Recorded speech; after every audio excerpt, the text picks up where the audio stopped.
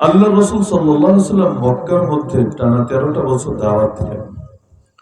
যে দাওয়াত দিতে গিয়ে তাকে 3 বছরের বেশি সময় অবরুদ্ধ থাকতে হলো, যে দাওয়াত দিতে গিয়ে তার গা থেকে রক্ত ঝরলো, যে দাওয়াত দিতে গিয়ে তার আপন আপন ব্যক্তিদেরকে পর্যন্ত জালেমদের হাতে জান দিতে হলো। সুমাইয়া রাদিয়াল্লাহু আনহা একজন বৃদ্ধা নারী, কিন্তু ইসলামের জন্য তাকে পর্যন্ত শহীদ হয়ে যেতে হলো। আল্লাহ রাসূল সাল্লাল্লাহু আলাইহি ওয়াসাল্লাম নামাজে দাঁড়ালেন, গলার মধ্যে চাদর পেঁচিয়ে শ্বাসরুদ্ধ করে পর্যন্ত হত্যা করার চেষ্টা করলো। সেজদায় গেলে পিঠের উপর পর্যন্ত উটের ভুঁড়ি চাপিয়ে দিল। এত এত চক্রান্ত, এত এত ষড়যন্ত্র। আরেকদিকে দেখা যাচ্ছে 13টা বছর লাগাতার দাওয়াত দেওয়ার পরও কালেমা পড়নেওয়ালার সংখ্যা, ঈমান গ্রহণকারীর সংখ্যা মাত্র 1000 হলো না। 13 বছর দাওয়াত দিয়েও 1000 জন লোক মক্কার বুকে কালেমা পড়ে মুসলমান হলো না। এমনকি তয়েফে চলে গেলেন যাতে করে তারা অন্তত দাওয়াত কবুল করে এবং আল্লাহ রাসূল সাল্লাল্লাহু আলাইহি ওয়াসাল্লামের জন্য একটা ঘাঁটি হয়ে যায়, সেফ জোন হয়ে যায়, যেখানে থেকে তিনি দ্বীনের বার্তা প্রচার করতে পারেন, মুসলমানদেরকে তারবিয়াত দিয়ে দিয়ে এক একজনকে আসমানের তারকায় পরিণত করতে পারেন। কিন্তু সেই তয়েফবাসী পর্যন্ত দাওয়াত তো গ্রহণ করলো না, করলোই না।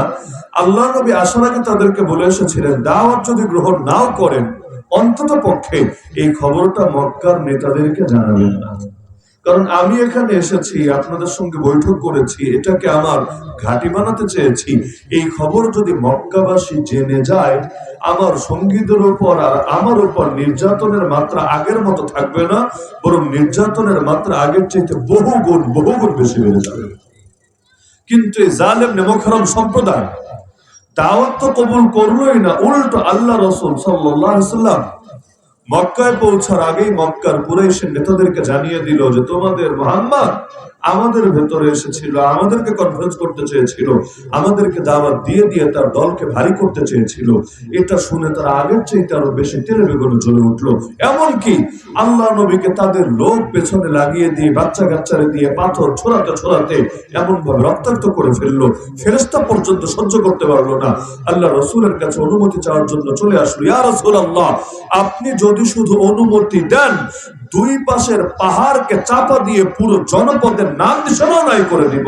আল্লাহ রাসূল সাল্লাল্লাহু আলাইহি ওয়াসাল্লাম বলেছিলেন, আল্লাহ, যদিও এরা ঈমান আনলো না, কিন্তু আমার দিলে বড় আশা, এদের পরবর্তী প্রজন্ম হয়তো ঈমান আনবে, তোমাকে এক বলে বিশ্বাস করবে। সুতরাং তুমি তাদেরকে আযাব দিয়ে বরবাদ করে দিও না। আল্লাহুম্মা গফির লিকাওমি ফাইন্নাহুম লা ইয়ালামুন।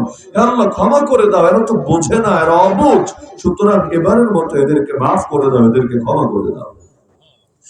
এমনকি হজের মৌসুমে আল্লাহ রাসূল সাল্লাল্লাহু আলাইহি ওয়াসাল্লাম এক একটা গোত্রের সামনে আলাদা আলাদা গিয়ে দাওয়াত দিতেন। যারা বাহির থেকে আসতো তাদেরকে গিয়ে বোঝাতেন, দেখো মক্কাবাসী তো ঈমান আনলো না, তয়েফবাসীও তো দাওয়াত কবুল করলো না, তোমরা অন্তত মানো। মাইয়ুইনি মাইয়ানসুরুনি হাত্তা উবাল্লিগা রিসালাত রাব্বি।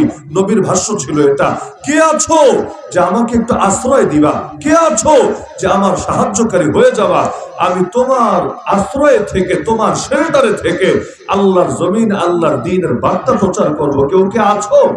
আল্লাহ নবীর থেকে এই কথাগুলো শুনে অনেকে প্রস্তুত হয়ে যেত। আমরাও যেমন হুজুরদের থেকে অনেক কথা শুনলে দিল তৈরি হয়ে যায়, কিন্তু যখন তাদেরকে লোকে এসে বোঝাতো যে রাসূলকে নেওয়ার মানে বোঝো, তাকে তোমাদের এলাকায় নেওয়ার মানেই হলো গোটা কুরাইশের সঙ্গে যুদ্ধ বাঁধবে, এ আবু জাহাল, এ আবু লাহাব তোমাদের উপরে হামলে পড়বে, তাকে নেওয়ার কারণে তোমাদের বাচ্চারা এতিম হবে, তোমাদের স্ত্রীরা বিধবা হবে, তোমাদের মায়ের কোল খালি হবে, তোমাদের বাপের চোখ থেকে পানি ঝরবে, তোমরা পারবা না নিরাপদে শান্তিতে দুনিয়ায় বেঁচে থাকতে। তখনই ভয় পেয়ে যেত, আগে 5 কদম এগোতো, এইরকম ভয়ের কথা শুনলে আরো 10 কদম উল্টা পিছায়া যেত। আমরা যেমন সুখের সময় লোকের অভাব পড়ে না, দুর্দিনে লোক খুঁজে পাওয়া যায়, এমনি দেখবেন লোক আর লোক একেবারে হাজারের হিসাব না, লাখের হিসাব, কোটির হিসাব। কিন্তু যেই সময় কোনো বড় সংগ্রাম করতে হবে, আন্দোলন করতে হবে, বুকের তাজা রক্ত ঢালতে হবে, ওই সময় টর্চ লাইট দিয়ে লোক খুঁজে পাওয়া ভয় হয়ে যায়। দুনিয়ায় মুসলমান 200 কোটি, বলতে আলাদা গর্ব লাগে, কিন্তু ইসরায়েলের মাত্র 1 কোটি ইহুদি আমাদের প্রথম কিবলাকে 70 বছরের বেশি সময় ধরে দখল করে রেখেছে। এটা বলতে গেলে লজ্জায় মাথা নত হয়ে আসে। 200 কোটি মুসলমান থেকে লাভটা কি? যদি মাত্র 1 কোটি ইহুদি 70 বছরের বেশি সময় ধরে আমাদের প্রথম কিবলাটা দখল করে রাখে, 200 কোটি মুসলমান থেকে লাভ কি? যদি আল্লাহর নবীকে এই দুনিয়ায় নিয়মিত গালি দেওয়া হয়ে থাকে, 200 কোটি মুসলমান থেকে লাভ কি? দেশে দেশে যদি শুধু মুসলমানের রক্তই ঝরে, আরাকানে মুসলমানের রক্ত, কাশ্মীরে মুসলমানের রক্ত, মালি, সোমালিয়া, ইয়ামান, সিরিয়া, সারা দুনিয়া জুড়ে খালি মুসলমানের রক্ত, এমনকি মুসলিম নারীদের ইজ্জত সুরক্ষিত না, মুসলমানদের বাচ্চাগুলো পর্যন্ত ওদের হাত থেকে বাঁচতে পারে না। এই আমেরিকা সারা দুনিয়াকে মানবাধিকারের গল্প শোনায়, কিন্তু ইরাকের যে 1 লক্ষের বেশি শিশু, 1 লক্ষের বেশি শিশুকে ওদের বাহিনী হত্যা করেছে, ওই সমস্ত শিশুদের মানবাধিকার কোথায়? এই প্রশ্নগুলো করার সুযোগ নেই। তাহলে দেখা যায় বিপদের কথা শুনলে তখন লোক খুঁজে পাওয়া যায় না, তবরক বিতরণ শুরু করেন, লোকের অভাব হবে না। যারা মাহফিলে ছিল না তারাও ঘর বাড়ি থেকে ছুটে আসবে, যে কোনো মূল্যে মারামারি করে হলেও আমার তবরক নিতে হবে।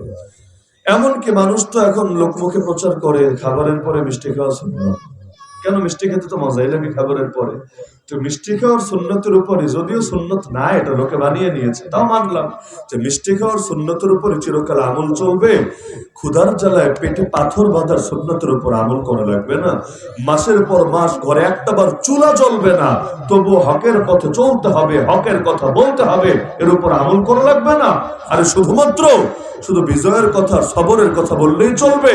ইসলাম যেমন তায়েফে গিয়ে মায়ের খাওয়ার সবকও শিখিয়েছে, মায়ের খাওয়ার সবকও শিখিয়েছে, বদরের ময়দানে গিয়ে কুফরের মেরুদণ্ড ভাঙার সবকও তো শিখিয়েছে। ইসলাম থেকে একটা নিবে আর একটা নিবে না, যেটা নিলে সুবিধা এটা নিবে, বাকিটা নামও মুখে আনতে চাইবে না। তা আল্লাহ রসুলকে নিতে রাজি হতো অনেকে, কেউই তো দাওয়াত বোঝে নাই তা না, বুঝতো, কিন্তু যখন চিন্তা করতো যে নবীরে নেওয়ার মানে হলো পুরো যুদ্ধ লেগে যাবে, তখন আবার 10 কদম পিছিয়ে যেত। এমনকি মদিনাবাসী যখন প্রস্তাব দিল, ইয়া রাসূলুল্লাহ আপনি চলে আসেন, আমরা আপনার আনসার হব। আনসার আরবি শব্দ, বাংলা অর্থ হলো সাহায্যকারী। আমরা আপনার শেল্টার দাতা হব, আপনার সাপোর্টার্স হব, আপনার সাহায্যকারী হব, আপনি চলে আসেন আমাদের কাছে। আল্লাহ রাসূল বলেছিলেন তাহলে আমাকে বায়াত দিতে হবে। বায়াত মানে বুঝেন তো, অঙ্গীকার দিতে হবে, ওয়াদা দিতে হবে আমার হাতে হাত রেখে। কিসের ওয়াদা? আলা আন তামনাউনি কামা তামনাউনা নিসাআকুম ওয়া আবনাআকুম। নিজেদের স্ত্রী আর পুত্রদেরকে, কন্যার কথা বলেন নাই, কারণ ওই যুগে কন্যা নিয়ে অ্যালার্জি ছিল অনেকের, কন্যারে নিজেই জ্যান্ত দাফন করে ফেলতো।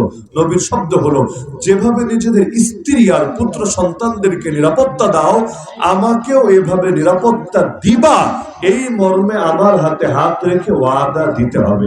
এমনকি আল্লাহ রাসূলের আপন চাচা আব্বাস রাদিয়াল্লাহু আনহু, যিনি তখনও কালেমা পড়ে মুসলমান হন নাই, কিন্তু তিনিও জানতেন যে মুহাম্মদকে নিয়ে যাওয়ার বাস্তবতা কি। তিনি বললেন দেখো আমাদের ভাতিজা যদিও অনেক জুলুমের শিকার, তারপরও আজও পর্যন্ত তার জান নিরাপদে আছে আমাদের ভেতরে। আমরা যদি আবু তালেব মারা যাওয়ার পর কিছুটা দুর্বল হয়েছে, কিন্তু এখনো পর্যন্ত তাকে শেল্টার দিচ্ছি, তাকে সাপোর্ট দিচ্ছি।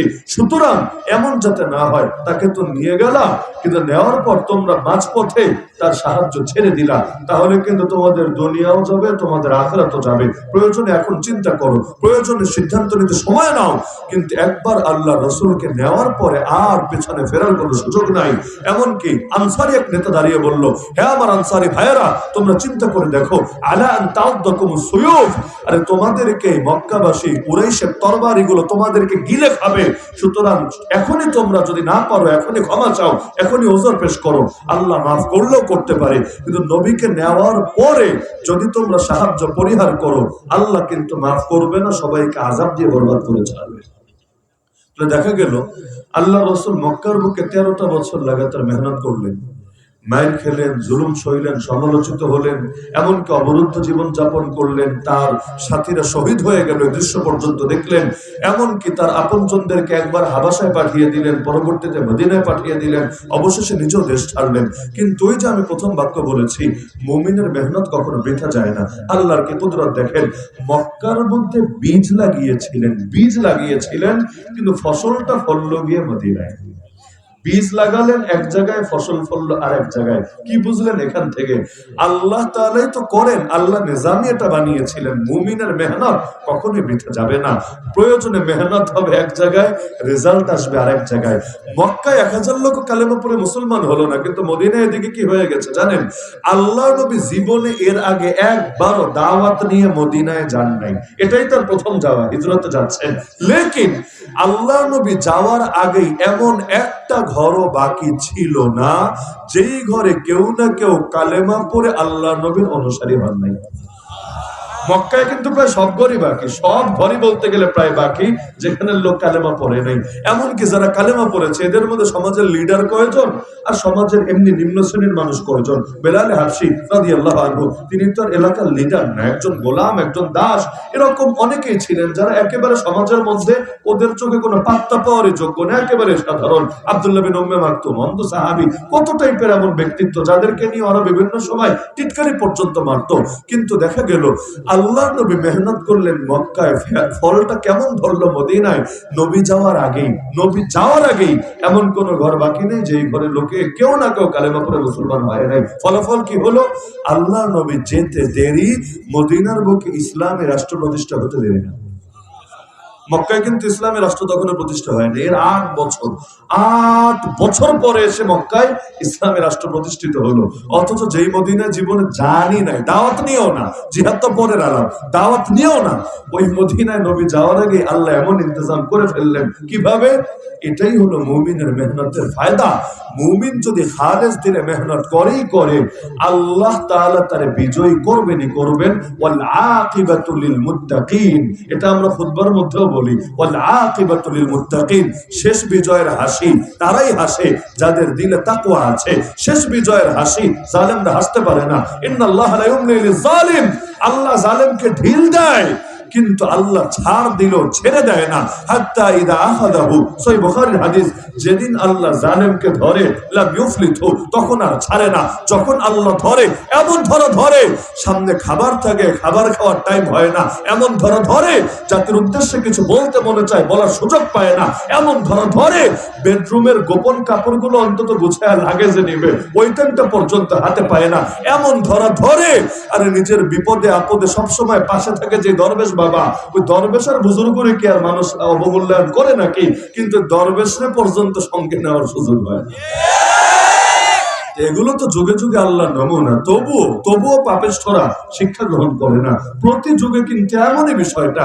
নবী মুসা দুনিয়াতে জন্মের আগে ষড়যন্ত্রের শিকার, জন্ম হয় না এখনো, তার আগে মৃত্যুদণ্ডের রায় হয়ে গিয়েছে। ওই হিসাবে তো আল্লাহ আমাদের উপর বড় সহজ করেছে। জন্ম নিলাম, শৈশব কৈশোর গেল, পড়ালেখা শেষ করলাম, কর্মজীবনে আসলাম, এরপর আমাদের জেলে যেতে হলো। অপরদিকে নবী মুসা, যারা জেল কিসের, জন্মের আগে মৃত্যুদণ্ডের রায়, খালি রায় না, বরং তারে মারার জন্য কত নিষ্পাপ বাচ্চাগুলোকে জন্ম নিতে দেরি, ধরে জবাই করতে দেরি না। কিন্তু বাংলায় বলেন, রাখে আল্লাহ মারে কে? আল্লাহ ফয়সালা করে রেখেছেন তার হাতে ফেরাউনের পতন হবে। এখন ফেরাউন যতই টালটি বাল্টি করুক না কেন, কি হবে? তিনি আসলেন, শুধু আসলেনই না, আল্লাহর কি কুদরত, ওই ফেরাউনের ঘরেই বড় হলেন। মানে তার পালক পিতা, এটাই তো কারণ, যিনি পেলে পোষে ঘরে বড় করেন তারা তো পালক আব্বাই বলে। মানে যেই বাচ্চারে মারার জন্য এত নিষ্পাপ বাচ্চারে মারলো, ওই বাচ্চারে কিনা নিজেরই পালতে হলো। সাদে পেলেছে তা না, দুইটা বড় কারণ ছিল। এক নম্বর কারণ হলো, আল্লাহ তাআলা নিজে কোরআনে বলেন, নবী মুসা আলাইহিস সালামের মধ্যে তিনি কিছু একটা দিয়েছিলেন। কি দিয়েছেন? ওয়া আলকাইতু আলাইকা মাহাব্বাতাম মিন্নি, আমি তোমার উপর আমার পক্ষ থেকে এক বিশেষ মহাব্বত ঢেলে দিয়েছি। তার চেহারার মধ্যে এমন এক মহাব্বত ছিল, দূর থেকে দেখে তো রাগ করা যেত, মানে দেখার আগেই রাগ করা যেত, অ্যাকশন নেওয়া যেত, মৃত্যুদণ্ডের রায় দেওয়া যেত। তো সামনে দেখার পর আর কড়া আচরণ করবে তার বিপক্ষে, এটা আর পারত না। কি জানে ছিল চেহারায়, এটা দেখে দুশমনও সামনে এসে বিগলিত হতে সময় লাগতো না। আল্লাহ রাসূল সাল্লাল্লাহু আলাইহি ওয়াসাল্লামের চেহারা দেখে এক মুশরিক নেতা বলেছিল যে, আল্লাহর কসম করে বলি, এই চেহারা কোনো মিথ্যাবাদীর চেহারা হতে পারে না। চিন্তা করেছেন? খালি চেহারা, মুখের কথা না, খালি চেহারা আল্লাহ কি জানি রেখেছেন চেহারায়। যেমন আল্লাহ রাসূল বলেছেন যে তোমরা বন্ধু কাকে বানাবো, তোমাদের সর্বোত্তম সঙ্গী কে হবে? নবী বলেছেন খায়রু জুলাসাইকুম মান ইউযাক্কিরুকুমুল্লাহ রুয়াতুহু, তোমাদের উত্তম বন্ধু, উত্তম সঙ্গী সে হবে যার এক নম্বর গুণই হলো তাকে দেখলে আল্লাহর কথা মনে পড়ে। তার মানে দুনিয়াতে এমন বহুত মানুষ আছে যাদের চেহারা দেখলে, যাদের হাঁটা চলা কথা বার্তা দেখলে আল্লাহর কথা মনে পড়ে। এমন মানুষ নাই সমাজে, কম হোক কিন্তু আছে আলহামদুলিল্লাহ। চেহারার মধ্যে কিছু একটা থাকে, এক নম্বর। আর দুই নম্বর, আল্লাহ তাআলা তার বউয়ের দিলের মধ্যে এমন ভাবে এই মুসা আলাইহিস সালামের মহব্বত ঢুকিয়ে দিয়েছে। আরে বউ যদি কোনো পক্ষে চলে যায়, জামাইরা আর কি করবে? এজন্য দেখেন না এখন মিশনারি গুলো নারীদের পেছনে বেশি সাধনা করে, এমনকি লোন পর্যন্ত অনেক সময় পুরুষদেরকে দেয় না, নারীদেরকে দেয়। এই নারীদেরকে যারাই স্বীকার করতে পেরেছে এরাই দুনিয়ার মধ্যে এগিয়ে গিয়েছে। ভণ্ড বেদাতিরাও দেখবেন নারীদেরকে বিশেষ টার্গেটে রাখে। কেন? নারী আছে যেদিকে ঘরও ছুটবে সেদিকে। কারণ নারীর যদিও ওই রকম পাওয়ার নাই দেখতে শুনতে, হাতে পয়সাও নাই, কিন্তু নারীর এমন ইমোশনের খেলা আছে, আবেগের খেলা আছে, এটার সামনে বড় বড় রাজা মহারাজাও কাত হতে সময় লাগে না। ফেরাউনের মতো রাজা একদিকে এত কোপালো বাচ্চাদেরকে, তো বউয়ের কাছে এসে ধরা। আরে রাজাও যার কাছে বিলাই হয়ে যায়, তার নামে তো নারী। আল্লাহ এমন এক যোগ্যতা, এমন এক পাওয়ার দিয়েছে। আপনি যত বীর বাহাদুর হন, যদি আপনার সামনে ভ্যা করে কান্নাকাটি শুরু করে দেয়, সব বীরত্ব মুহূর্তে শেষ। এখানে আর শক্তিও কাজ হবে না, তরবারিও চলবে না, কুস্তিগিরিও চলবে না। ওই চোখের পানি, এই চোখের পানি দিয়ে আপনারে হারাবে, এই চোখের পানি দিয়ে আপনারে কাঁদাবে, এই চোখের পানি দিয়ে আপনারে দিয়ে সরি বলাবে, এই চোখের পানি দিয়ে প্রয়োজনে আপনারে এর চাইতেও বেশি কিছু করায় ছাড়বে। এমন এক অস্ত্র, যেই অস্ত্র ক্লাসিনকোভের চাইতেও বেশি পাওয়ারফুল। এই অস্ত্র দিয়ে ফেরাউনটা পর্যন্ত কাজ করে ফেললো। সেই ফেরাউন তারা পেলে বসে বড় করলো। আল্লাহ তারা নবুয়ত দিলেন 40 বছরে। 40 বছর পর্যন্ত ফেরাউন কিন্তু তার ফেরাউনগিরি চালিয়ে গেল। এমনকি নবী মুসার জন্মের আগেই তো এই ফেরাউন তাগুত বাতিল। তাহলে কত লম্বা সময় পেয়েছিল। বাংলাদেশে 16 বছর দেখে টেনশনে শেষ। অনেকে ভেবেছে হায় হায় আর মনে হয় কোনো কিচ্ছু হবে না, যেমন আছে এমনই থাকবে। আরে ভাই, মায়ের খাওয়ার মাত্র শুরু না হয়েছে। এখনো অনেকে ভেবেছে আর মনে হয় মুসলমানের মাইকের খাওয়া লাগবে না, সব বিজয় হয়েছে। আরে সবে মাত্র না শুরু, মুসলমানের বিজয় আসতে বহু দেরি আছে। যতদিন পর্যন্ত আল্লাহর জমিন, আল্লাহর দিনকে বিজয় করতে না পারবেন, মায়ের খাওয়া শেষ হবে না। নাহলে একটাবার চিন্তা করেন, সচিবালয়ের সামনে ঘেরাও করে আন্দোলন করে সেখানে পর্যন্ত পুলিশ এবং আর্মি বুকে গুলি চালায় না, এটা কল্পনা করা যেতে পারে না। আর সেখানে প্রথম আলো ডেইলি স্টারের সামনে কিছু ভাই গিয়ে প্রতীকী কর্মসূচি পালন করছে। কি করেছে সর্বোচ্চ? যে সেখানে গিয়ে শান্তিপূর্ণ অবস্থান, আর সারাদিন থাকলে পেটে ক্ষুধা তো লাগবেই, তাহলে গরু জবাই করে বিরিয়ানি খাবে। এমনকি 3 দিন ধরে তারা টানা কর্মসূচি পালন করছে। প্রথম 2 দিন কিচ্ছু হয় নাই, 3 নম্বর দিনও সারাদিন কিচ্ছু হয় নাই। যেই মাত্র হামবায়নে হাজির করলো, ব্যাস অমনি ওদের ল্যাঞ্জার মধ্যে আগুন ধরে গেল। ওই ইন্ডিয়ায় যেমন গরু জবাই করলে মুসলমানরা জবাই করে, যেই মাত্র দিনের বেলা তারা গরু জবাই দিল, অমনি শুরু হয়ে গেল এক ধাপ মাইল। আর অবশেষে যখন ড্যাগে রান্নাও মোটামুটি সম্পন্ন প্রায়, এরপর তো গুলি পর্যন্ত চালালো, কতজনকে রক্ত করে ফেললো। আরে মুসলমানের রক্ত কি এত সস্তা নাকি যে একটা মিডিয়ার বিরুদ্ধে প্রতিবাদ করবে এজন্য তার রক্ত ঝরাতে হবে? মিডিয়ার বিরুদ্ধে প্রতিবাদ খালি বাংলাদেশে না, এগুলো আমেরিকায় হয়, ইউরোপেও হয়। খুব স্বাভাবিক একটা ব্যাপার, কারণ গণতান্ত্রিক দেশে জনগণ যেখানে প্রেসিডেন্টের বিরুদ্ধে আন্দোলন করতে পারে, প্রধানমন্ত্রীর বিরুদ্ধে আন্দোলন করতে পারে, ক্ষমতাসীন দলের বিরুদ্ধে আন্দোলন করতে পারে, সেখানে মিডিয়া আবার কোন খ্যাতের মূলা ওর বিরুদ্ধে আন্দোলন করা যাবে না? তা আন্দোলন হয়েছে। আরে পারলে ওরা যুক্তি দিয়ে জবাব দেখ, ওরা পারলে ক্ষমা চাক, অথবা ওদের অবস্থান সঠিক হলে এটার পক্ষে দলিল দেখ। তা না করে গুলি চালানো, এর মানে এখনো পর্যন্ত মুসলমানদের কপালে বহুত কিছু বাকি আছে।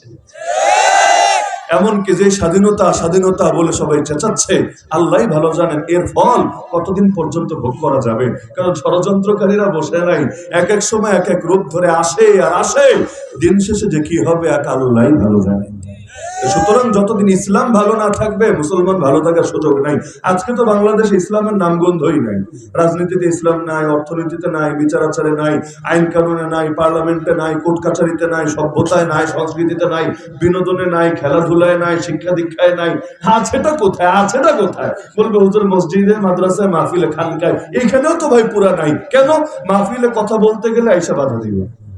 হুজুর এটা বলা যাবে, এটা বলা যাবে না। মসজিদে ইমাম এক জুম্মার বয়ান যদি কমিটির কারো মনে আঘাত করে অথবা পার্টি নেতার কারো ল্যাঞ্জায় যদি আগুন ধরে, ইমামরে বলবে জুম্মা পড়াইছেন ভালো কথা, আসরের সময় আপনার ছায়াও যাতে না দেখি মসজিদের আশপাশে, এখনই ফোটেন। মানে নদীর পাড়ের বাড়ির যেমন গ্যারান্টি নাই, আবার গাভিন গাই মানে যেটার বাচ্চা কাচ্চা হবে আর কি, প্রেগনেন্ট হয়েছে এবং তার মেয়াদও পরিপূর্ণ হয়েছে, কখন বাচ্চা দিবে কোনো গ্যারান্টি নাই, যে কোনো টাইমে দিয়ে দিতে পারে। মসজিদের ইমামদের চাকরি হয়ে গেছে বাংলাদেশে এরকম, এই আছে তো এই নাই, কচু পাতার পানির মতো। যদি সবাই যতক্ষণ পর্যন্ত সবাই তেল মালিশ করে করে খুশি রাখতে পারবে, হুজুরটা খুব ভালো। খালি একটা কথা যদি কারো দিলে গিয়া লাগে, বলবে হুজুর তো পুরোই কালা। সেগুলো চলে নাকি চলে না? আরে চলে নাকি চলে না? মাদ্রাসায় স্বাধীন না, মসজিদে স্বাধীন না, মাহফিলে স্বাধীন না, খানকায় স্বাধীন না, যাবেনটা কোথায়? এমনকি এখন তো দাওয়াত তাবলীগের হালতও ভালো না। একটা সময় ছিল গর্ব করে বলা যেত দুনিয়ার সব জায়গায় দলাদলি থাকলো আলহামদুলিল্লাহ, একটা জায়গা আছে কোনো দলাদলি নাই। কি বলবেন, কারে বলবেন? কলেজ ভার্সিটির ছেলেরা মারামারি করে, আগে লোকে বলতো দেখ দেখ ওরা মারামারি করে, এক কলেজ আর এক কলেজে গিয়ে মারে। এখন যা হচ্ছে, একসঙ্গে যারা বিপ্লব করলো, আন্দোলন করলো, তারাই একজন আরেকজনের রক্ত ঝরাচ্ছে, একজন আরেকজনকে আহত করছে, পিটিয়ে মাথা ফাটিয়ে দিচ্ছে, এমনকি মৃত্যুবরণ করেছে এমন সংবাদও শোনা যাচ্ছে। সত্য মিথ্যা আল্লাহ ভালো জানে। তাহলে একদিকে দেখা যাচ্ছে তারা যখন মারামারি করতো আগে বলতো দেখ দেখ এই যে তাবলীগ ওয়ালাদের দেখ, কোনো মারপিট নেই, কোনো হিংসা নেই, কোনো বিদ্বেষ নেই, কোনো দলাদলি নাই। আল্লাহ তাআলা এমন এক ফিতনার জামানে আমাদেরকে এনেছেন আমাদের ঈমানের পরীক্ষা নেওয়ার জন্য। এখন ওই জায়গায় পর্যন্ত মারামারি শেষ নেই, ব্যক্তির জন্য মারপিট হবে, এই হবে সেই হবে, আল্লাহ হেফাজত করুন। তো বলছিলাম যে আল্লাহ রাসূল সাল্লাল্লাহু আলাইহি ওয়াসাল্লাম মেহনত করলেন মক্কায়, ফল আসলো মদিনায়। কি বুঝলেন এখান থেকে? মুমিনের মেহনত কখনো বৃথা যায়? কারণ বিজয়ের মালিক কে? যদি মুসলমান নিজে বিজয়ের মালিক হতো তাহলে নয়তো মায়ের খেলে তার বিজয় হাতছাড়া হওয়ার আশঙ্কা থাকতো। বিজয়ের মালিক তো আল্লাহ। যেখানে গিয়ে বান্দার শক্তি শেষ, সেখানে আল্লাহর কুদরত মাত্র শুরু। সুতরাং বান্দা কিভাবে আল্লাহকে হারাবে? আরে ফেরাউন কি ভেবেছিল নবী মুসার পেছনে তারা করতে করতে এখানেই তার মরণ হবে? যদি বুঝতো, আরে দুনিয়া এখন তো সে চিন্তা করতো মুসা যাচ্ছে যাক গা, তার জাতি নিয়ে যাবে যাক, আমি আর স্বাধীন থাকি, আর তো কেউ আমার গদি নিয়ে টানাটানি করবে না। চিন্তার কিন্তু কিছু ছিল না, কারণ যারা নিয়ে তার চিন্তা, যারা নিয়ে তার গদির ভয়, সে তো এলাকা ছেড়েই চলে যাচ্ছে, যাক তাহলে আর টেনশনের কি আছে? কিন্তু এই পাগল নিজে ছুটতে শুরু করলো তাদের পেছনে। আচ্ছা গেল ভালো কথা, এ আর কেউ জানুক বা না জানুক, ফেরাউন তো জানে সাগরের উপর ব্রিজ নাই, এটা পদ্মা সেতু না যে এতকাল বসে সে বানিয়েছে, এখন এর উপর দিয়ে আরামসে গাড়ি নিয়ে টান দিয়া, ঘোড়া নিয়ে টান দিয়া চলে যাবে। ও জানে যে এটা সাগর, এখানে পাড়ি দেওয়া সম্ভব না এর উপর দিয়ে। তাহলে রাস্তা যদি দেখেও ওর তো বুঝতে বাকি থাকার কথা না, এটা নবীর মুজিজা যা আল্লাহ বিশেষভাবে তাকে দান করেছে। তাহলে নবীর মুজিজার সুবিধা তো নবী পাবে, ও তো আর পাওয়ার কথা না। ও তো আর নবীও না, ও তো আর রাসূলও না, ও তো নিজেরই দাবি করে খোদা। ওর যদি যেতে মনে চাও নিজের রাস্তা বানায় নেয়, যেহেতু খোদা দাবি করে নিজে বানায় নেয়, নিজের খোদা দাবি কইরা নবীর বানানো রাস্তা বা নবীকে আল্লাহ দেওয়া উপহার যে রাস্তা, সেই রাস্তার পেছনে ছুটতে লজ্জা লাগার কথা না। কারণ কেউ যদি প্রধানমন্ত্রী হয়ে চেয়ারম্যানের পেছনে ঘুরঘুর করে, মেম্বারের পেছনে ঘুরঘুর করে, দুনিয়ার লোকে কি বলবে? আরে বেটা তুই কি, আর তোর পেছনে সবাই ঘুরবে, তুই নিজেরটা বাদ দিয়ে ঘুরছিস তার পেছনে। ফেরাউন নিজেরা দাবি করে খোদা, নবীও না খোদা। তো ও যদি খোদাই দাবি করে নিজের, তাহলে আল্লাহ নবীকে যে রাস্তাটা উপহার দিয়েছে ওই রাস্তার পেছনে ছোটে কোন দুঃখে ও নিজে একটা বানায় নেক না, এরপর যাক। কিন্তু মানুষের যখন পতন ঘনিয়ে আসে তখন হিতাহিত জ্ঞানও কাজ করে না, পদে পদে এমন ভুল করে যে ভুলগুলাই তার পতন ঘটাতে আর দেরি করে না। এজন্যই দেখেন না, মানুষ পতনের টাইম আসলে এমন এমন শব্দ বলে, এমন এমন বাক্য বলে, এক এক বাক্যই গোটা দেশের মধ্যে আগুন লাগানোর জন্য যথেষ্ট হতে থাকে। কি দরকার ছিল রাজাকার বলা? চিন্তা করেন নাই, রাজাকার শব্দ ছাড়া কি দুনিয়া শব্দ নাই? বহু তো বলা হলো জঙ্গি আর রাজাকার, এটা হলো কমন শব্দ। যদি বয়স কম হয় আপনারা ফাঁসাইতে চায় জঙ্গি, আর যদি মুখে দাড়ি থাকে, মাথায় টুপি থাকে, আর আমাদের মতো জামা কাপড় থাকে, কথাই নাই, কমন ট্যাগ হলো জঙ্গি। এই যে যত আলেমরে জেল খাটালো 2021 সালে, প্রায় সবার মামলা হলো জঙ্গি মামলা, সবার মামলা জঙ্গি মামলা। তাহলে বয়স কম হলে জঙ্গি, আর বয়স বেশি হলে রাজাকার, আল বদর, আল শামস, আর কি কি নাম সব জানিও না, সব মনেও থাকে না, কমন অস্ত্র। ভালো কথা, তো ঠিক আছে, বুড়া মানুষের রাজাকার বলেছো, এখন বাচ্চা কাচ্চা পোলাপানরা রাজাকার বলা লাগবে, এদেরকেও রাজাকারের নাতিপুতি বলে টিটকারি মারা লাগবে। ফলাফল ওই রাজাকার শব্দ যে তার জন্য কি ক্ষতির কারণ হয়েছে, পাগলিটা যদি আগে বুঝতো, প্রয়োজনে ডিকশনারি খুলে খুলে শব্দ আরো 10টা শিখে ওগুলো বলতো, এই শব্দ জিন্দেগিতেও মুখে আনতো। কিন্তু কিছু কিছু সময় মানুষের কমন সেন্স আর কাজ করে না, কি বলতে গিয়ে যে কি বলে ফেলে, হিতাহিত জ্ঞানটা আর থাকে না, যার কারণে তার পতন হতে আর সময় লাগে না। না হলে ফেরাউনের কোনো দরকার ছিল না নবী মুসার পেছনে যেতে যেতে পদ্মা সেতু ভেবে ওই ব্রিজের উপর উঠে যাওয়া আর মাঝখানে গিয়ে চুবানি খায়া মরা। আরে বেটা যাবি অন্তত ওয়াটার প্রুফ একটা ব্যবস্থা নেওয়া যায়, যাতে করে ডুবে গেলে অন্তত ওইটা দিয়ে ভাইসা থাকা যায়, অথবা এদিকে নৌবাহিনীর সেট করে রাখ যাতে করে তারা গিয়ে তোরে উদ্ধার করে নিয়ে আসে। কোনো কিছু নাই। আরে কনফিডেন্স লেভেলটা দেখেছেন কোন পর্যায়ে কনফিডেন্স লেভেল গেলে একেবারে ছুটতে শুরু করেছে তো করেছে, পুরো বাহিনীরা ঢুকিয়ে ছেড়েছে। অবশেষে পুরো বাহিনী যখন ওই নদীর যে সেতু আছে, পদ্মা সেতু তো আর না, ওই নদীর যে সেতু আছে এর ঠিক উপরে গিয়ে উপনীত হয়েছে, আল্লাহ তাআলা মুহূর্তের মধ্যেই সেটাকে নাই করে দিয়ে পানিতে পরিণত করে দিয়েছে। অবশেষে বেচারা শেষ সময় কালেমা পড়লো। আরে পড়বি 2 দিন আগে পর, 2 ঘন্টা আগে পর, 20 মিনিট আগে পর, তওবা করার তো একটা টাইম থাকে। তওবা করার টাইম শেষ হয়ে গেলে তখন যতই তওবা করতে চাক আর যতই চট করে ঢুকতে চাক লাভ হয় না। আরে যদি আগেই বোঝে তাহলে তো বের হওয়া লাগে না, আর পরে যদি বোঝে তাহলে ঢুকতে চাইলেও ঢোকার সুযোগ আর লোকে পায় না। এই জন্য মুমিনের মেহনত কখনোই বৃথা যাবে না। আপনি নবী ঈসা আলাইহিস সালামের কথাটা চিন্তা করেন, যখন তিনি জন্মগ্রহণ করলেন দুনিয়াতে, আল্লাহ তার এমন ভাবে পাঠালেন তার কোনো বাপ নেই। একে তো বাপ নেই, তার মধ্যে মা বাবার কুমারী, মানে তারও আগে অন্য কোথাও বিয়ে শাদীও হয়নি, কুমারী মেয়ে, অল্প বয়স্কা মেয়ে, এবং এমন একটা মেয়ে যার পুরো জীবনটা কেটেছে ইবাদত বন্দেগীতে উত্তম পরিবেশে। কারণ তার জন্মের আগেই তাকে মানত করে রেখেছে আল্লাহর ঘরের খাদেম বানাবে, মসজিদে আকসার খাদেম বানাবে। ওই যুগে তো আর আল্ট্রাসোনোগ্রাফি ছিল না যে জন্মের আগেই আল্ট্রাসোনোগ্রাফি করে টের পাবে আসলে ছেলে হবে না মেয়ে হবে, জানতো না। পরবর্তীতে তার মা তো ভেবে রেখেছিল মনে হয় ছেলেই হবে, আল্লাহর ঘরের খাদেম তারে বানাবে, মসজিদের জন্য অক্ষ করে দিবে। কিন্তু যখন জন্ম নিল তখন দেখলো আরে এ তো ছেলে না, এ মেয়ে। ওয়ালাইসা যাকারু কাল উনসা, আল্লাহ কোরআনে জানাচ্ছেন। আরে সে আফসোস করছে ছেলে তো মেয়ের মতো না, তাহলে এখন মেয়ে দিয়ে ছেলের কাজ কিভাবে হবে। তারপরও যেহেতু নিয়ত করে রেখেছিল মসজিদের খেদমতে তাকে নিবদ্ধ রাখবে, তার জন্য মসজিদে আকসার সাথে আলাদা কক্ষ ছিল, সেখানে ইবাদত বন্দেগী করত। এমনকি কোরআনে আয়াত আছে, সবাই জানেন, জাকারিয়া আলাইহিস সালাম তার আত্মীয় যখন যেতেন দেখাশোনা করার জন্য, তিনি কি অবাক, আরে কি রে এই ফল আসলো কোত্থেকে, এই ফল তো বাজারে কোথাও পাওয়া সম্ভবই না, বেমৌসুমের ফল। তাকে জিজ্ঞাসা করতো কি রে মারিয়াম, ইয়া মারিয়াম আন্না লাকি হাযা, তোর কাছে এগুলো আসলো কোত্থেকে। অভিভাবক হিসাবে অবাক হওয়ারই কথা, কারণ বেমৌসুমের ফল বিদেশে কেউ আসলে দিতে পারবে, এটা হতে পারে, কিন্তু তোর এখানে এসে এই ফল কে পৌঁছালো। জবাব দিল এক বাক্যে, আরে কোত্থেকে এসেছে কি আর জবাব দিব, জবাব হলো এসেছে আল্লাহর পক্ষ থেকে। আর আমার আল্লাহ এমন, ইন্নাল্লাহা ইয়ারযুকু মান ইয়াশাউ বিগাইরি হিসাব, তিনি যারে চান হিসাব করে করে দেন না, আল্লাহ বেহিসাব দিয়ে দেন। তো সুতরাং যে আল্লাহ মৌসুমের ফল দিতে পারেন, ওই আল্লাহ মৌসুম ছাড়াও ফল দিতে পারেন। আমার আল্লাহ যা চান সব পারেন। বাচ্চাকাল থেকে যদি এমন কারামত প্রকাশিত হয়, আপনি চিন্তা করেন যে জামানার বড় মানুষের থেকেও কারামত প্রকাশিত হয় বিরল ব্যাপার হয়ে গিয়েছে। আমরা এমন এক ফিতনা জামানে আছি, এখন অনেকে এই যে মাঝে মাঝে প্রচন্ড গরম, বৃষ্টি নাই, নদী নালা পুকুরের পানি পর্যন্ত শুকায় যাচ্ছে, পানির দরকার হলে আগের দিনে বৃষ্টির নামাজ পড়তো, সালাতুল ইস্তিসকা, বৃষ্টি প্রার্থনার নামাজ। খোলা ময়দানে এসে বা ঈদগাহে এসে সবাই মিলে একসাথে নামাজ পড়ে আবার বৃদ্ধ বনিতা আল্লাহর কাছে হাত তুলে কান্নাকাটি করবে, আল্লাহর কাছ থেকে বৃষ্টির কবুল করায় নিবে।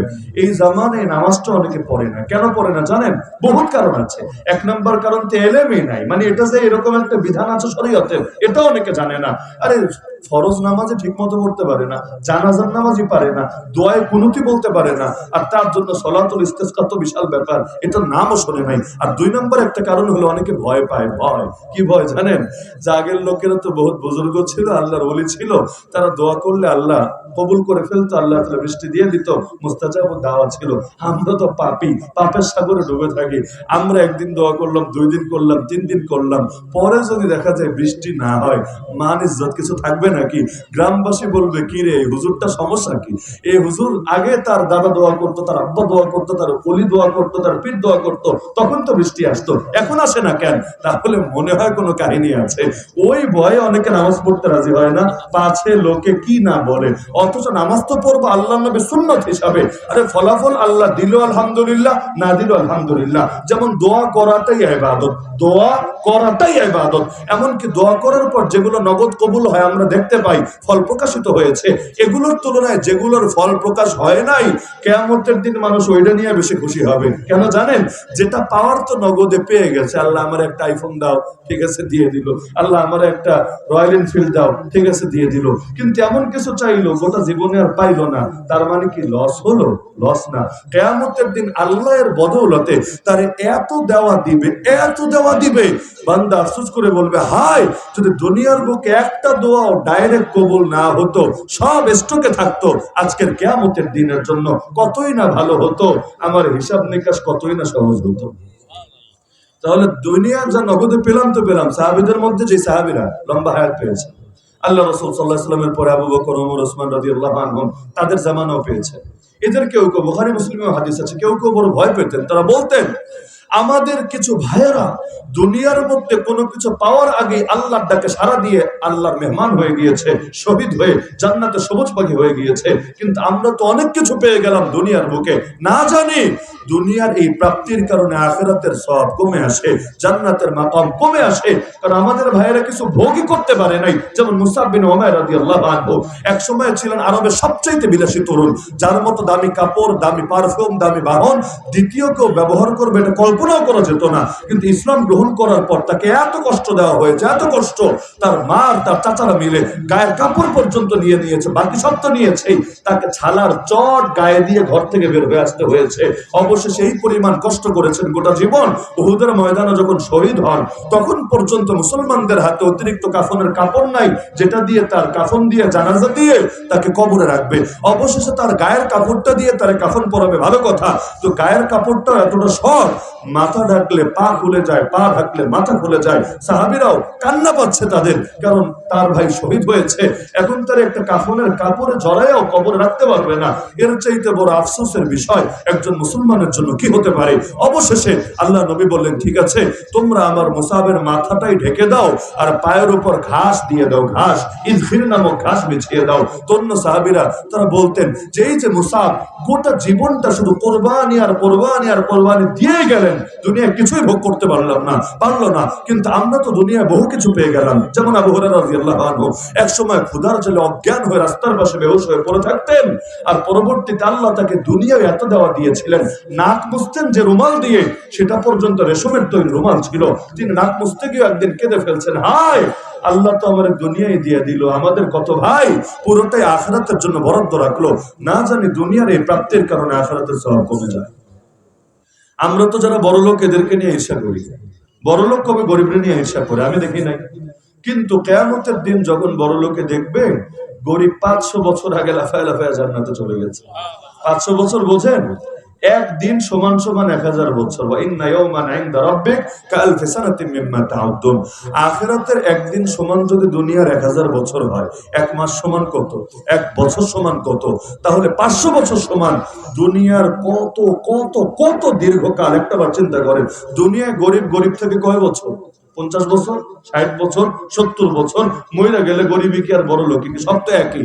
মরার পরে কি গরিব আর ধনীতে পার্থক্য আছে নাকি? সব এক। প্রধানমন্ত্রীও যা, রাষ্ট্রপতিও যা, আমিও তা, আপনিও তা, কোনো পার্থক্য নাই, সবার জন্য এক। তো মাঝখানে সুখী কয়দিন আর দুঃখী কয়দিন? আরে হাদিসের মধ্যে আছে দুনিয়ার মধ্যে সবচাইতে সুখী যে লোকটা জীবনে যে কষ্টের মুখও দেখে নাই, কিন্তু সারাটা জীবন আল্লাহকে রাজি খুশি করে নাই, ঈমান আমল কবুল করে নাই, আল্লাহ কিয়ামতের দিন ফেরেশতা দিয়ে তাকে পাঠাবেন যে যাও কিছু সময় জাহান্নাম থেকে একটু ঘুরায় নিয়ে আসো, স্থায়ী রাখার জন্য একটু ঘুরায় নিয়ে আসো। সাক্ষাৎকার নেই, ইন্টারভিউ নেই, একটু ঘুরে আনা হবে। আল্লাহ জিজ্ঞাসা করবে, কিরে বান্দা, তুই নাকি দুনিয়ার সবচেয়ে সুখী ছিলি? সে বলবে, আল্লাহ তোমার জাতে পাকের কসম করে বলি, সুখ কি জিনিস তাই তো আমার মনে নাই। আর একজন লোক সারাটা জীবন কষ্ট করেছে, জীবনে কোনোদিন সুখ করতে পারে নাই, শান্তি করতে পারে নাই, ঈমান আমলের জন্য কোরবানি দিতে হয়েছে। আল্লাহ ফেরেশতা দিয়ে জান্নাত থেকে অল্প একটা সময় ঘুরিয়ে আনাবেন, তারপর বলবে, কিরে বান্দা, তুই নাকি দুনিয়ায় সবচাইতে অভাবে ছিলি, সবচাইতে কষ্টে ছিলি? সে বলবে, আল্লাহ তোমার জাতে পাকের কসম করে সত্য কথাটা বলি, কষ্ট কি জিনিস তাই তো আমার স্মরণে নাই।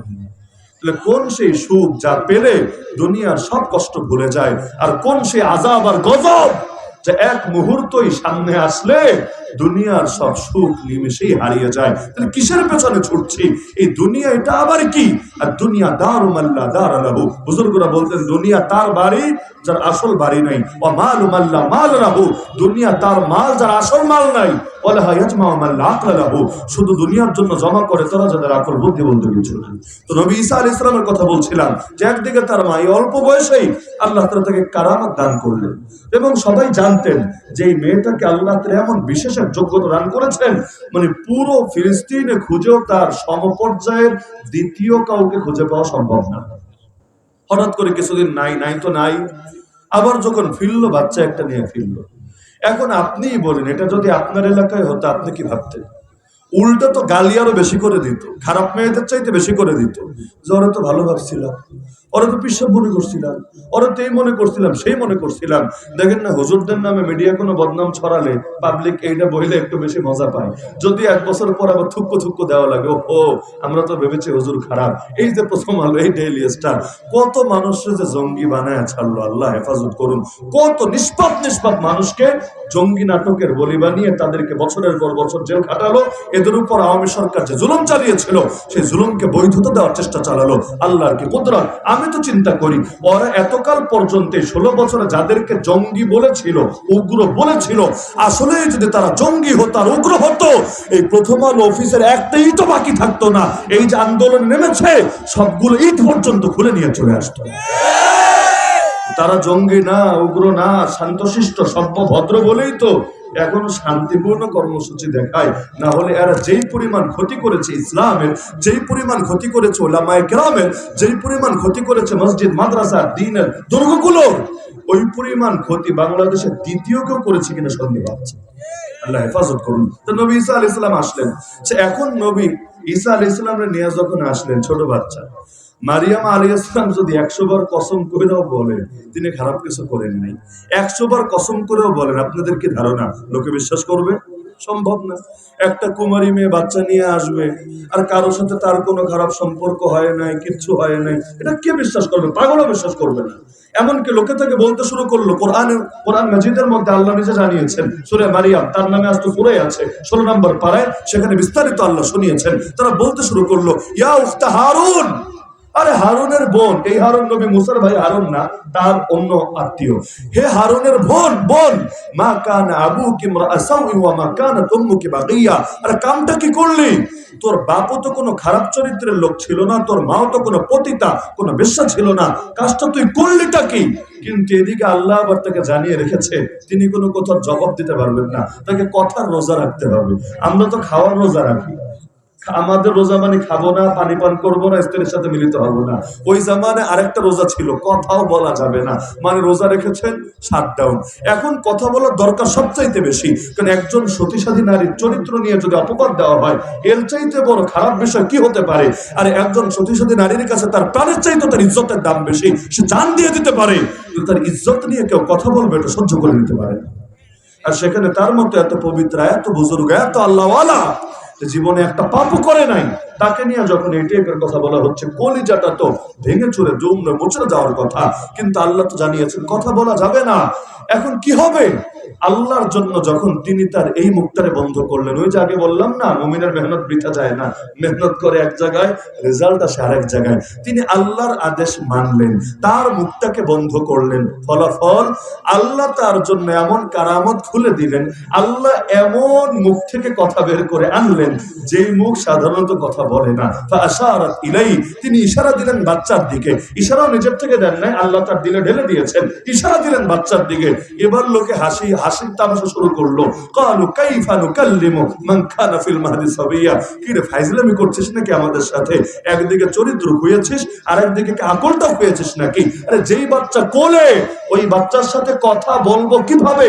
প্রশ্নে কিন্তু যুক্তি আছে। আসলেই তো, আরে এই মাত্র জন্ম হলো, এখনো তার মাসও পার হয়নি, সপ্তাহ পার হয় নাই, এই বাচ্চারা আবার ইন্টারভিউ নেবে কিভাবে? এটা তো বিবিসি সাংবাদিকও পারবে না, আল জাজিরা সাংবাদিকও পারবে না, সিএনএনও পারবে না, রয়টার্সও পারবে না। তো সেখানে এরা সাধারণ মানুষ হয়ে এই বাচ্চার মুখ থেকে কিভাবে জবাব বের করবে? আল্লাহর কি কুদরত, আল্লাহর কি কুদরত। তারা হাসি তামাশা করছে, এদিকে বাচ্চার জবান আল্লাহ খুলে দিলেন। ক্বালা ইন্নী আব্দুল্লাহ, নবী ঈসা বলে উঠলেন, আরে আমি আল্লাহর বান্দা, এমন বান্দা আতানিয়াল কিতাব, তিনি আমাকে কিতাব দান করেছেন, ওয়াজআলানি নাবিয়্যা, আমাকে তিনি নবী বানিয়েছেন। শুধু তাই না, ওয়াজআলানি মুবারাকান আইনামা কুনতু, আমি যেখানেই থাকবো ওই জায়গাটাকে আল্লাহ বরকতময় বানিয়ে দিয়েছেন। এগুলো বলতে বলতে লম্বা লেকচার দিয়ে ফেললেন এই কোলের বাচ্চা।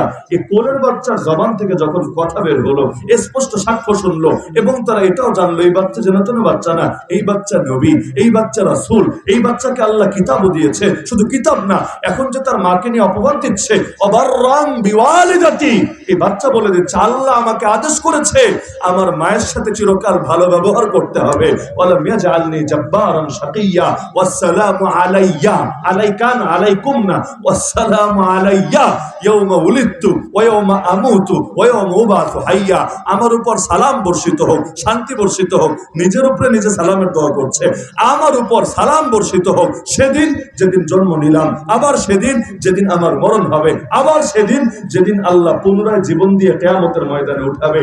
এই জবাব পাওয়ার পরে আর কোনো সংশয় থাকবে কারো দিলে? সহিহ বুখারীর মধ্যে হাদিস আছে, জুরাইজ একজন বনি ইসরাইলের বুজুর্গ ছিলেন, বড় ইবাদতকারী। তিনি তার খানকা বানিয়েছিলেন, খানকার মধ্যে দিন রাত খালি ইবাদত আর ইবাদত আর ইবাদতই করতে থাকতেন। একদিন তার মা এসে তাকে ডাকলো। এখন মা ডাকছে, তিনি আছেন নামাজের ভেতরে, নফল নামাজ। এখন নামাজের মধ্যে তিনি একটু কনফিউজড হয়ে গেলেন, কি করবেন? যদি মায়ের ডাকের জবাব না দেন কষ্ট পাবে, আবার যদি নামাজের মধ্যে মায়ের ডাকের জবাব দেয় আল্লাহ আবার নারাজ হয়ে যায় কিনা তার উপরে। উম্মি ও সালাতি, উম্মি ও সালাতি, তার মনের মধ্যে শুধু এই চিন্তা কাজ করছে, মা নাকি নামাজ, মা না নামাজ, কোনটার প্রাধান্য দিব, কোনটার উপরে আমি আমল করব। এখন বুজুর্গ তো ছিলেন, কিন্তু ওই যে এই কথা সবাই শুনেছেন, ফাকিহুন ওয়াহিদুন আশাদ্দু আলা শাইতানি মিন আলফি আবিদ, একজন আলেম, একজন দ্বীনের গভীর বুঝসম্পন্ন আলেম শয়তানের উপরে হাজার হাজার পীর বুজুর্গ ইবাদতকারীর চাইতে বেশি ভারী, বেশি শক্তিশালী। এজন্যই পীরদের মধ্যে কত ধরনের শিরিক বেদাত ঢুকে যায়। কেন? যখন এলেমে ঘাটতি থাকে। এলেমে ঘাটতি আছে, দিল ভরা ইমোশন আছে, এমন এমন আমল চালু করে যে আমল ইসলাম হারাম করে দিয়েছে। না হলে মাজারে সেজদা চালু হলো কেমনে? মাজারের মধ্যে গান বাজনা বাদ্যযন্ত্র চালু হলো কেমনে? মাজারের মধ্যে নারী পুরুষের ফ্রি মিক্সিং চালু হলো কেমনে? এমনকি বেডি মানুষ যাইয়া পীরে হাত পা টিপা দেয়, এইরকম নিকৃষ্ট দৃশ্য, অশ্লীলতা বাংলার বুকে চালু হলো কেমনে? তার মানে জ্ঞানের চাইতে ওই আবেগ যখন বিবেকের চাইতে বেড়ে যায়, জ্ঞানের চাইতে বেড়ে যায়, পরিণতি এমনই হয়। তো তিনি তো বড় বুজুর্গ ছিলেন, সন্দেহ নাই, কিন্তু তার এলেমের মধ্যে এই জায়গায় দুর্বলতা ছিল। নিয়ম হলো, আপনি নফল নামাজে আছেন, আপনার মুরব্বী বাবা মুরব্বী মা কোনো জরুরতে আপনাকে ডাকছেন, আপনাকে স্মরণ করছেন, ওই সময় যদি আশঙ্কা থাকে যে আমি যদি নামাজ কন্টিনিউ করি তিনি কষ্ট পেতে পারেন, বদদুয়া দিতে পারেন, তো নামাজ ছেড়ে দেন, নামাজ ছেড়ে দেন, নফল নামাজ পরে আবার পড়ে নিয়েন, আগে তার ডাকে সাড়া দেন, তার দিনে কষ্ট দিয়েন না। তাহলে তিনি তো এটা বুঝতে পারেন নাই, তিনি নামাজের মধ্যে নামাজে চালিয়ে যাচ্ছেন। এদিকে তার মা কষ্ট পেয়ে, আহা ছেলে আমার কথা জবাব দেয় না, ছেলে এত বড় হয়ে গেছে জবাব দেয় না, আল্লাহ তুমি ওরে মরণ দিও না যতদিন না বেশ্যার চেহারা দেখে। এমন এক বদদুয়া দিয়ে ফেললেন। কারণ বদদুয়া দেওয়ার সময় আসলে রাগ যখন আসে, মানুষ কি বলতে না কি বলে অনেক সময় স্বাভাবিক হিতায় জ্ঞান থাকে না। গ্রামের কত মহিলারা বাচ্চারে বদদুয়া দেয়, ঠাড়া পর উত্তর বলে না, পরে যখন বাস্তবেই পড়ে তখন আফসোস করে, আয় আল্লাহ কি করলা, আমার গোলডারে গালি করলা, আর কাউরে পাইলা না, হাও মাও, এই যে কান্নাকাটি করে। কি দরকার ছিল বেডি? বদদুয়া দেওয়ার সময় মনে থাকে না, কিন্তু বাস্তবতা এমন, আসলে মনে থাকে না। তখন ভাবে এমনি বললাম রাগের কারণে, আল্লাহকে এটা কবুল করবে? হ্যাঁ, আল্লাহ কবুল করতে পারে। বিশেষ করে দিনের মধ্যে একটা টাইম এমন আছে, ওই সময় বান্দা যাই বলে আল্লাহ সেটা কবুল করে। যদি ওই টাইমে ভালো কথা বের হয় আলহামদুলিল্লাহ, আর যদি ওই টাইমে এই টাইপের কথাই বের হয়, কথার বিশাল শক্তি, বিশাল। শুধু একটা হাদিস শুনালেই বুঝবেন। আল্লাহ নবী একদিন এক বুড়ারে দেখতে গেলেন, অসুস্থ, জ্বরে কাঁপছে, প্রচন্ড জ্বর। আল্লাহ রাসূল রোগী দেখতে গেলে এই দোয়াটা পড়তেন, আপনারা পড়বেন ইনশাআল্লাহ। কি দোয়া? একদম শর্টকাট, ছোট একটা দোয়া, লা বাসা। সবাই বলেন আমার সাথে, লা বাসা। লা বাসা মানে হলো কোনো সমস্যা নাই, নো প্রবলেম। তাহুরুন, তাহুরুন সুস্থ হয়ে যাবা, লা বাসা কোনো সমস্যা নাই, তাহুরুন সুস্থ হয়ে যাবা ইনশাআল্লাহ, যদি চান আল্লাহ। সহজ দোয়া না? নবী দোয়া নিয়মিত পড়তেন, লা বাসা তাহুরুন ইনশাআল্লাহ, লা বাসা তহুরুন ইনশাআল্লাহ, কোনো সমস্যা নাই, সুস্থ হয়ে যাবা ইনশাআল্লাহ। আরবিটা না পারলে বাংলায় অন্তত বলেন, এটা তো পারবেন যে আরে ভাই পেরেশানি করো না, ইনশাআল্লাহ সুস্থ হয়ে যাবা। এই এতটুকু আশ্বাস তো তাকে দিতে পারেন। তো নবী বললেন, ওই লোক, এই বুড়া তো এখন বুড়া, মুরব্বী মুরব্বী বইলে ব্যাপার। আর মুরব্বী হঠাৎ করে বলে উঠল, আরে কি বলো সুস্থ হবো না? বাল হিয়া হুম্মা তাফুর আলা শাইখিন কাবীরিন তুজিরুল কুবুর। আল্লাহ হেফাজত করুন। রমজানে দেখবেন আসরের পরে অনেক মুরব্বী আছে, গিয়ে যদি জিজ্ঞাসা করেন চাচা কেমন আছেন, খালি আপনি একদম আসলে মানে বাস্তবিক তার কুশল বিনিময় করতে যাচ্ছেন, জিজ্ঞাসা করলেন চাচা কেমন আছেন, এমন এক ঝাড়ি দিবেন, বাদম রোজা রাখিস নাই নাকি, রোজা রাখলে এখনই ফাইজলামি মার্কা কথা বলতে এসেছে, বাঘ এখান থেকে বলেন এটা। অথচ আপনার আগের কিচ্ছু বলেন, শুধু শুধু ভেবে গেছে, খুব মুশকিলে থাকে। এজন্য যারা বৃদ্ধ বাবা মাকে পেয়েছে এদের জন্য জান্নাত পাওয়ার অফুরন্ত সুযোগ। কেন জানেন? যদি খালি সবরের পরিচয় দিতে পারে আর সবর করেও বাপ মায়ের খেদমতটা জারি রাখতে পারে। কারণ বুড়া হলে বাচ্চা থাকলে আর কি করে, এর চাইতে অনেক সময় মানুষ বেশি বাচ্চা আমি করে ফেলে, করবে, এটা আমিও করবো, বুড়া হলে আপনিও করবেন। এজন্য নবী দোয়া করতে আল্লাহর কাছে, আল্লাহ এমন বয়সে পৌঁছায়ও না, আর তাহলে লবর এমন বয়সে পৌঁছেও না যেই বয়সে গেলে মাথা ঠিকঠাক ভাবে কাজ করে না, বোঝা হয়ে যায় অন্যের জন্য। আল্লাহ এর আগে আমার নিয়ে নিও তোমার কাছে। এ তো আপনারাও করতে পারেন যে আল্লাহ আমার বোঝা বানাও না কারোর জন্য, আর তাহলে অমরে পৌঁছেও না আমাকে। তো এই নবী একটু দোয়া করতেন। এখন যদি কেউ পৌঁছেও যায়, এই যে কোরআন বলে দিচ্ছে খবরদার খবরদার, আরে বাপ মারে তো ধমক দিবা না, দিবাই না, লা তাকুল্লাহুমা উফ। এই যে উফ মানে বিরক্তি প্রকাশের জন্য আমরা বাংলায় বলি না আহ উফ, এই টাইপের কোন শব্দ খবরদার বাপ মায়ের বেলায় উচ্চারণ করবা না। ওয়াকুল্লাহুমা কাওলান কারীমা, এমন কথা বলবা যেই কথায় সম্মান প্রকাশ পায়, সম্মান প্রকাশ পায়। যারা মায়ের সাথে কথা বলেন সাবধান, বাপের সাথে কথা বলেন সাবধান। এক ঘরে থাকেন বইলে এত এত হালকা করে বা ফেলবেন না, বরং তারাই আপনার জান্নাত বা তারাই আপনার জাহান্নাম। মানে তাদেরকে রাজি করলে জান্নাত পাবেন, তাদেরকে নারাজ করলে আল্লাহ নারাজ হয়ে যেতে পারে, জাহান্নামেও যাওয়া লাগতে পারে। এজন্য খুব সাবধান। তো তার মা বদদোয়া দিয়ে ফেললো, আল্লাহ আমার পোলা আমার কথা জবাব দেয় না, তুমি ওর বেশ্যার চেহারা দেখার আগে ওর যাতে মরণ না হয়, বদদোয়া দিলাম তোমার। বদদোয়া দিয়ে চলে গেছে। এদিকে সে তো জানেও না, নামাজে আছে। এক পর্যায়ে মাও চলে গেল। এখন দেখা গেল কিছুদিন পরে আল্লাহ তাআলার কি আজীব কুদরত, সব ভালো মানুষেরও কিছু দুশমন থাকে, থাকে না? যেখানে নবীদেরই দুশমন ছিল, সেখানে তার চাইতে বড় ভালো মানুষ আর কে হবে? আপনি যত বড় পীর সাহেব হন, যত বড় হুজুর হন, যত বড় বুজুর্গ হন, আপনার দুশমন থাকবেই থাকবে। কিছু লোক আপনারে দেখলে জ্বলবেই জ্বলবে। বাংলায় একটা সুন্দর শব্দ আছে, পরশ্রী কাতরতা। শোনেন নাই? পর শ্রী কাতরতা, পরের শ্রী মানে পরের ভালো কিছু দেখা জলে ভেতরে, এইটারে বলে পরশ্রী কাতরতা। এই লাইনে আমরা বাঙালিরা বিশ্বের মধ্যে চ্যাম্পিয়ন হওয়ার যোগ্যতা রাখি, আলহামদুলিল্লাহ সুম্মা আলহামদুলিল্লাহ। কেন? মাছে ভাতে বাঙালি তো। হাটহাজারী মাদ্রাসার প্রবীণ মুহাদ্দিস ছিলেন আল্লামা মুমতাজুল করিম বাবা হুজুর রাহমাতুল্লাহ আলাইহি, দুষ্টুমি করে মাঝে মাঝে বলতেন, মাছে মাছ খায়, বাঙালি মাছ খায়, ফলাফল বাঙালি বাঙালিরে খায়। যে যে জিনিস খায় সেটা স্বভাবতার ভেতরে আসে, স্বাভাবিক। মাছে মাছ খায়, আর আমরা তো মাছে ভাতে বাঙালি, গোশতে ভাতে বাঙালি না, কিন্তু ব্রয়লারে ভাতে বাঙালি না, এগুলো পরে। আমাদের মূল হলো মাছ, মাছে আমরা আলাদা স্বাদ পাই। তো এই যে মাছে মাছ খায় আর বাঙালি মাছ খায়, ফলাফল বাঙালি বাঙালিরে খায়। আপনি চিন্তা করেন, যেই দেশের জাতীয় খেলা হাডুডু, জানেন না? বাংলাদেশের জাতীয় খেলা কিন্তু ক্রিকেটও না, ফুটবলও না, হকিও না, ব্যাডমিন্টনও না। বাংলাদেশের জাতীয় খেলা কি? কাবাডি, হাডুডু। তো যেই দেশের জাতীয় খেলাই হয় হাডুডু আর কাবাডি, ওই দেশে একটা আর একটারে ল্যাং মারবে না, একটা আর একটারে টাইরা নামাবে না, একটা আর একটারে ধইরা ধাপ ধপ করে আসার দিবে না। এটা আপনারা ভাবেন কিভাবে? জাতীয় খেলা তো সেটাই হয় যেটা জাতীয় রক্তে রক্তে আছে। আমাদের রক্তে রক্তে এটা আছে, আলহামদুলিল্লাহ নাউজুবিল্লাহ। যেটা পয়রা নেন নিজেরা নিজ দায়িত্বে। তো এখন বদদোয়া দিল, আল্লাহ বেশ্যার চেহারা দেখার আগে যাতে মরণ না হয়। এখন হলো কি, এলাকায় তার কিছু দুশমন আছে, দুশমনরা চাচ্ছে হুজুরের বদনাম করাবে, ওই বাংলাদেশের প্রথম আলো ডেইলি স্টারের মতো আর কি, যে হুজুরের ইজ্জতে বদনাম লাগাবে, কলঙ্ক যুক্ত করবে। আর কিভাবে কি করা যায়? সবচাইতে সহজ হলো দুইটা ট্যাগ, এক হলো নারী কেলেঙ্কারি আর এক হলো আর্থিক কেলেঙ্কারি। বাস্তবে আছে কি নাই সে আলাপ পরে, খালি যদি কারণ আমি এই দুইটার কোনো একটা ওঠে, এক হলো নারী কেলেঙ্কারি আর এক হলো আর্থিক কেলেঙ্কারি, পরে যদি নির্দোষ সাব্যস্ত হয় লাভ নাই, লাভ নাই, অতদিনে যা ক্ষতি হওয়ার বিরাট ক্ষতি হয়ে যাবে। এর মধ্যে অর্থ আর নারীর মধ্যে সবচেয়ে ডেঞ্জারাস নারী, সবচেয়ে ডেঞ্জারাস নারী। এমনকি আপনার গায়ে যতই শক্তি থাকুক, আপনি জিম করে একেবারে বডি বিল্ডার হয়ে গেছেন, সিক্স প্যাক হয়ে গেছেন, আপনি কারাতে কুংফুতে ব্ল্যাক বেল্ট পেয়েছেন, তাতে কি? এই যে বাজারে গেলেন, কেন্দুয়া বাজারে, মনে করেন এক বেডি হঠাৎ করে চিল্লান মাইরে উঠলো, আমারে বাঁচাও বাঁচাও, আমারে দিল শেষ কইরা, একটা খালি চিল্লান মারলো। বাস্তবে আপনি যতই শক্তিশালী হন, কিচ্ছু করার নাই। দেখবেন সব হিরোরা উড়ে এসেছে, সবাই আপনার ভিলেন বানায় পিটাইতে পিটাইতে আপনার সব কুস্তিগিরি আর সব বড়াইগিরি শেষ করে দিয়েছে। তো নারী জিনিসটাই বড় ডেঞ্জারাস। ইন্না কাইদা শাইতানি কানা দাইফা, কোরআনে আল্লাহ জানাচ্ছেন শয়তানের চক্রান্ত বড় দুর্বল, বড় দুর্বল। আর ইউসুফ আলাইহিস সালামের ঘটনায় সূরা ইউসুফে আছে, তিনি বললেন নারীদেরকে, ইন্না কাইদা কুন্না মাতিন, তোদের চক্রান্ত বড় শক্তিশালী, বড় শক্তিশালী। একদিকে বলা হচ্ছে শয়তানের চক্রান্ত বড় দুর্বল, আর একদিকে বেডিমেনশনে বলা হচ্ছে তোমাদের চক্রান্ত বড় ডেঞ্জারাস। কি যে ডেঞ্জারাস, এটা বাঙালি জাতির এতকাল দেখা হয়ে গেছে, বিশ্বাস হয় না?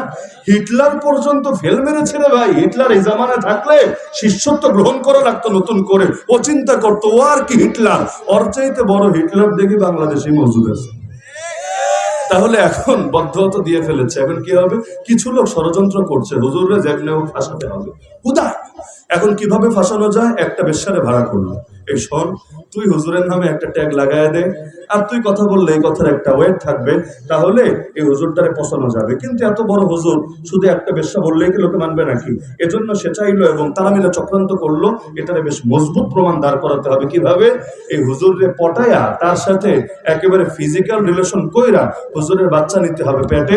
এরপর যখন সেই বাচ্চা হবে, এলাকারে দেখাবে, দেখ দেখ এটার আব্বা হইলো অমুক, এ তো স্বীকার করে না। এরপর সবাই গিয়ে হুজুরে লাঞ্ছিত করবে। এখন বাস্তবে সেই মহিলা এটা অ্যাপ্লাই করার চেষ্টা করলো, কিন্তু খানকায় গিয়ে ঘুরঘুর করে, হুজুর তো তাকায়ও না তার দিকে। এখন একদিন যায়, দুদিন যায়, বুঝে ফেলেছেন এই হুজুর রে এমনি পটানো সম্ভব না। ও যতই সুন্দরী হোক, যতই আকর্ষণীয় হোক, কিন্তু হুজুরের ইমানের সামনে ও কিছুই না, ও টিকতে পারবে না। এখন তো ওদিকে তো টাকা খেয়েছে, আর টাকা যখন খেয়েছে শয়তানি তো তারা করতে হবে। কেমনে করবে?